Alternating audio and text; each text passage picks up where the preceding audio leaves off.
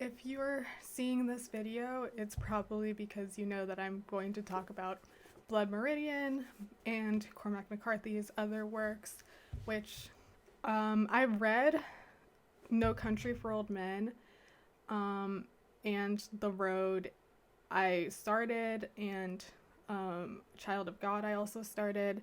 So my idea for this video is mostly to just give my review because I think in my last video I also kind of gave my thoughts on a book while not being done with it. As you can see, I'm clearly not done with this, but I think I've read a substantial amount to actually say how I feel about this book. So yeah, I haven't done a video like this in a while, so bear with me if I'm not that coherent. So essentially I wanted to read this book for a while. I was in kind of a reading slump where I kind of just didn't really find myself interested in reading fiction as much anymore. I was reading I had read 2 books by Toni Morrison, which I really liked. I read The Secret History, which I really liked. And so I was reading a lot of fiction. And then I think I went to read Crime and Punishment, and I started Notes on the Underground by Dostoevsky, which were recommended to me by my brother. So I was trying to read those, and I didn't really enjoy it so far. But I think it's also sometimes as a reader, when you're going to be in a headspace where you actually want to read something and you're going to enjoy it.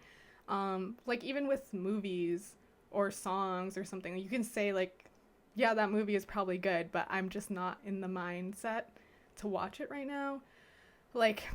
Especially really serious, hard literature, it can genuinely make you very sad. And if you're not in the mood to read something like that, and it's not going to, I don't read books to feel sad. I read books to feel happy and empowered and, take on a new perspective on the world. But if I'm reading something and I feel it's doing the opposite of that, which does happen, I'm just not going to continue that probably. So I knew I had watched a couple videos by this Yale professor who uploaded a bunch of lectures on certain books, and it was a lot of American literature, which I realized I read a lot of American literature up until this point, so I was able to follow a lot of the lectures. I kind of gave myself spoilers because I watched her lecture on Blood Meridian. Mostly, my background with Cormac McCarthy was that I read No Country for Old Men. I love that movie, and I still love that movie. I love Anton Chigurh in that. The actor for that is so, he's awesome. But, so yeah, I read No Country for Old Men, and I really liked it. So I think at the time I kind of tried to read some of Cormac McCarthy's other works. So we had The Road lying around our house, or I had The Road lying around. It was my brother's copy. So I picked it up and I tried to read it, and I think I gave it a substantial chance to be good. I usually give a book at least 20 or 15 pages, something less than 50. I was definitely less than 50 pages in before I decided no, this is not for me. Yeah, I thought it was really boring, and what I liked about No Country for Old Men is that it was really well paced, and it wasn't I don't know, for some reason I just felt The Road was really boring, and at least in the beginning, and I just couldn't get into it, and it was a lot of desolation and this type of vibe that was very, all I remember was like it feeling very like desolate, like nothing there. And I just couldn't get into that. So I tried to read that, didn't enjoy it, so I was like, maybe I'll like something else by him. I think later on I tried to read Child of God, which is a shorter book by Cormac McCarthy. It's shorter than No Country for Old Men, and The Road was a really big book. So I was like, okay, well maybe this short book by him will be like okay to read. I tried to read that, and that was actually, it was one of the rare books where I like had to put down because it was just so grotesque. It was so violent that and not even just violent, it was more like inside the mind of a killer who's doing stuff to dead bodies that I just could not like continue reading that because it was so awful. And again, like there there was a point to that, but in my head, in my experience of reading that, I was like, this is horrible and I'm not finishing this. So I didn't finish that one. So yeah, and then after I watched the lecture, the way that she described it, I thought it was going to be, and like the way that people describe it in general, is that it's a really grotesque novel. But people say that it's good and it's really considered like a great work by him. But I was like, if I had read Child of God, like, and seeing how violent he can get and how grotesque, I don't know if I could handle something like that. But what was a pleasant surprise to me, and what's been a pleasant surprise, is that it is gory and it does kind of make you uncomfortable at times, but it isn't on the level of that other book. So it's actually readable. Like, I'm not feeling like it's almost gratuitously violent. So yeah. And so I watched this lecture on it and I kind of spoiled it for myself. And I finally got around to reading it, like knowing I obviously the lecture wasn't going to be the same experience as reading the book. It was mostly talking about the metaphors in this book, which I found really interesting. I like hearing like about metaphors and how they're used in storytelling. So I can enjoy like watching a video talk about a movie that's really like metaphorical and storytelling, sometimes even more so than watching the actual movie. I can't think of an example right now, but maybe I will in like the description or something. So yeah, it felt quite, it was, so the way that this lecturer discussed it, it seemed really interesting, comparing the judge to white supremacy, to evilness, to discussing, everything that America is built upon, which is essentially like the justification of violence, the justification of saying manifest destiny and making this kind of epic story around really killing innocent people and really unjustly taking away land that isn't theirs, like stealing. And how do you justify that to yourself? And that's what and it's one of those things that I think is really relevant right now in the current discourse of how we view politics and how culture is kind of being reframed to where we're trying to include perspectives of indigenous people, of people of color, of all of these diverse perspectives, whereas before in history it was mostly just one white male perspective that was the dominant one writing the culture, one being said that is the correct one, the good one. And yeah, so including, and so what I found really interesting about this book is it is still written from a white male perspective. I think even the narrator is still from a white male perspective, but there were times where it seemed to almost transcend that narrative, where it became not just about, and I'll probably insert some quotes that I found very interesting, but it was not just about this, them taking over this land. It's also about the cruelty in what they were doing, and how stupid and pathetic it really is that they can't even uphold their own values, and like how hypocritical. And it's really interesting how this perspective, which also talks about indigenous people as savages, it literally says savages, and it literally, uses all these terms that are very, derogatory towards people of color, towards people like me, because I am Mexican, so according to this book. But like, it kind of transcends that in the sense that it does not look at its the characters in this book in any type of light that's good. None of these characters are good. They're more so seen as just what they are, simply. And, telling this story, it's also kind of telling the story of how incredible, like, the land is, how incredible these people are, the story of strength in and survival, and man against nature, man against man. And that's a very simple way to say how the book becomes more about kind of transcending the story that we've come to hear like across time.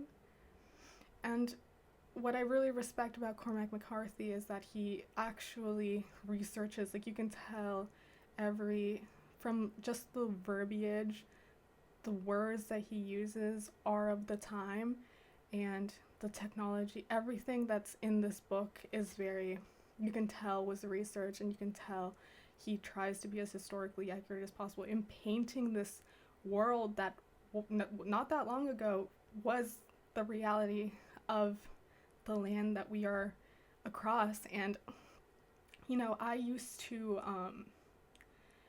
like watch like I've seen YouTube videos about No Country for Old Men, where they talk about how basically Cormac McCarthy's his writing is very violent, it's very male centric, and it's very much a story of people who are fighting against each other, but in this violence, it's somehow it becomes, again, like, and it's usually set in the past, and like versus the present. Now we are people who work 9-to-5 jobs. Now all these people whose ancestors were like essentially like fighting against each other in this very archaic like land, and like it suddenly becomes about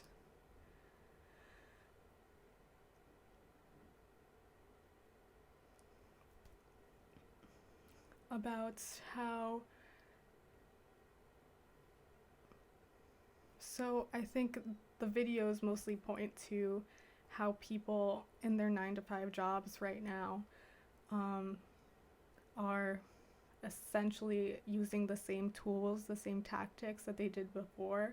It's just covered in the modern technology and the modern language that we have now. Whereas before, they still used language in a way to manipulate and get what they wanted. They still used culture in a way to justify themselves, and they still do.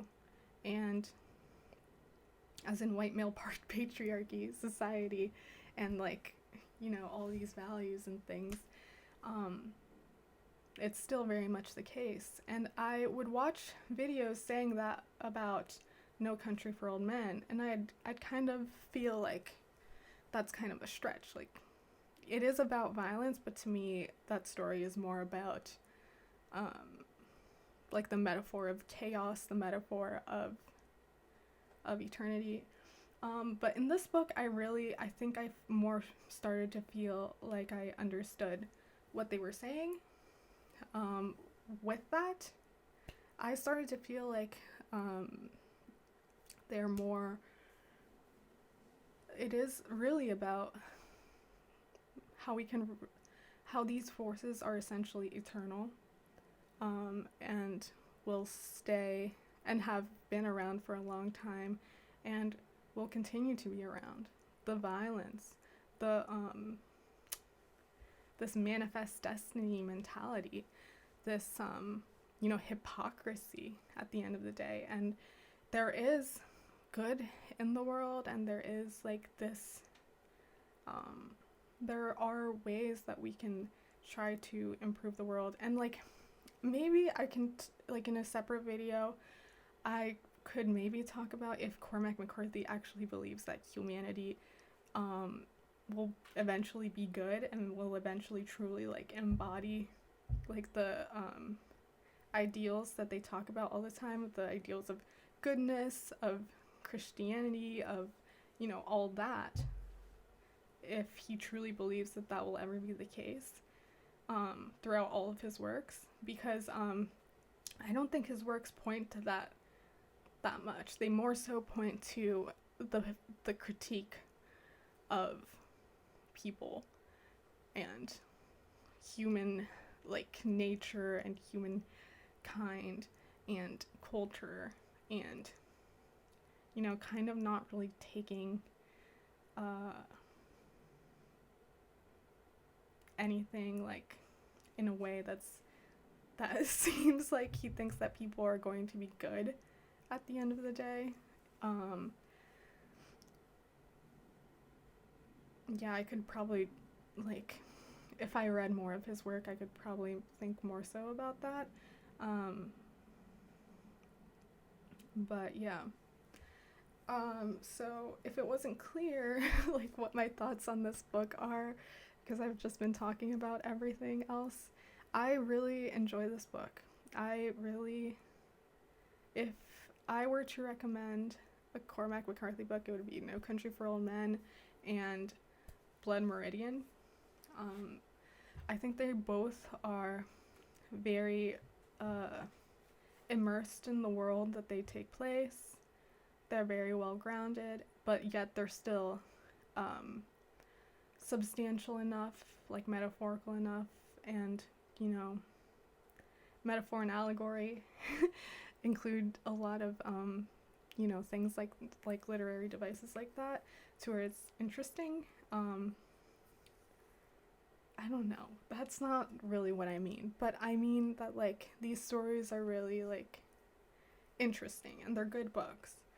And I do feel like people should read Blood Meridian through the lens of how we look at history now, which I feel like whenever there's a cultural change, it's usually artists that are the first to pick up on a certain mentality and are despite not being able to particularly articulate everything of how they feel. I think understanding essentially like vibes and essentially like philosophy and like spiritualness,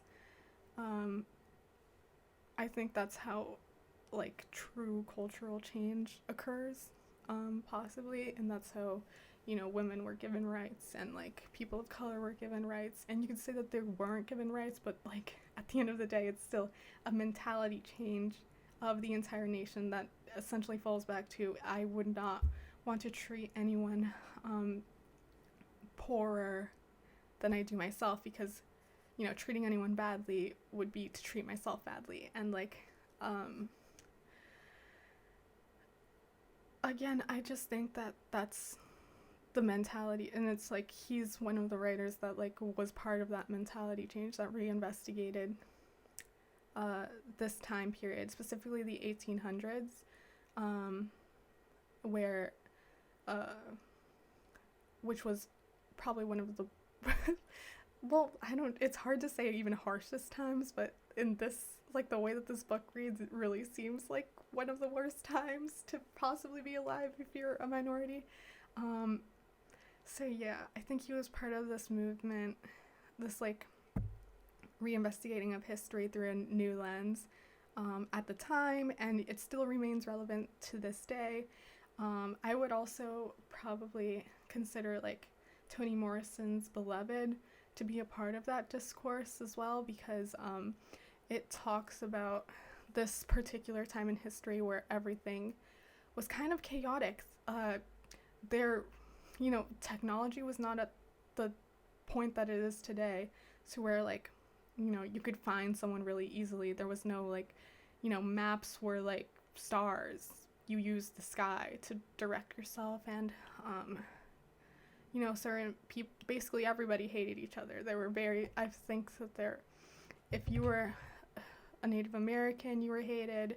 If you were a black person, you were hated.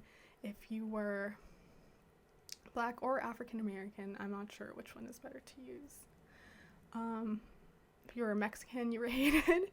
Hey, Mexico. And I think even if even white people hated each other at this time, like, it's kind of absurd. It's truly this time period that was so chaotic, but also like in reading the American literature of like, and I think this book was written in like what? Let me check real quick.